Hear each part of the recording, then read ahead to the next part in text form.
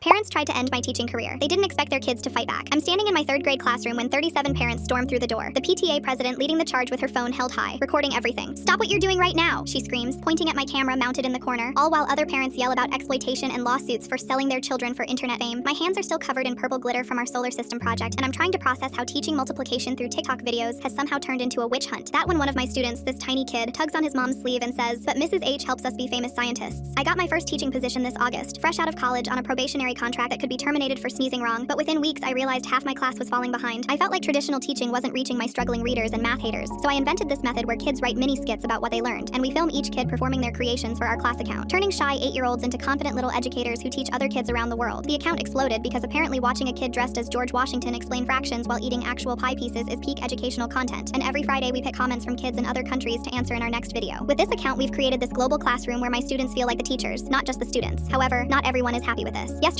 some Facebook mom group shared one of our videos with the caption, "Teachers are selling your children for social media money while you work 2 jobs," complete with red arrows pointing at my students' faces and fake statistics about child exploitation that would make your skin crawl. The PTA president, whose own son has been struggling with reading all year, saw it first and sent it to every other parent of my students. They all have a WhatsApp group. Then she reposted it to every neighborhood Facebook page, adding her own commentary about how I'm probably making thousands while their kids are performing like circus monkeys. She spent so much time circulating the single post. By lunch today, she had parents convinced I was running some kind of child labor content farm. She called the school board directly, claiming I was endangering minors for profit, and the principal rushed to my classroom after getting a furious call from the superintendent, who's now driving here personally. The PTA president threatened to contact the local news if immediate action isn't taken against the predator teacher profiting off innocent children. Mind you, I wasn't contacted once during all this. Instead, I was ambushed mid-lesson in front of the children. "Can everyone please calm down and watch something before you destroy my career?" I ask, pulling up our account on the smartboard. I remind them that every single parent signed consent forms 2 months into the school year. That explained the entire premise of the videos and included the account username. I encouraged them to follow along with their child's educational journey. Apparently, none of them bothered to follow. I click play on our most recent creation. 5 minutes of pure joy where kids teach division using pizza slices. The quiet kid who never talked was now explaining remainders with confidence. My struggling readers were acting out vocabulary words, and one previously withdrawn student used interpretive dance to explain the water cycle. The room starts to quiet down until the PTA president snaps, "I don't care if we signed papers, this is exploitation." But her son jumps up and shouts, "Stop it, Mom. You never even watched one video. You told Dad I was too dumb to be entertaining." The classroom erupts as parents start arguing, half defending me after seeing the video, half still convinced I'm a monster, when suddenly the shyest girl in class, who couldn't even order lunch without crying in September, stands on her chair and says in a clear voice, "Mrs. H saved me. I was scared of everything, and now I'm smart because I taught about butterflies." Her words hang in the air as parents realize their kids are all nodding, some crying. I point towards the camera and sound equipment in the corner. Every dollar earned from the account goes towards classroom supplies and materials for more videos. The PTA president storms out, but her son doesn't move, just looks at me with hollow eyes and says, "She made me quit art class because she said I was too useless to be good at anything, but you make me feel like I deserve things." The superintendent opens his mouth but stops when he sees every kid in the classroom surrounding the PTA president's son in a group hug while he sobs, and one parent whispers, "I think we're done here."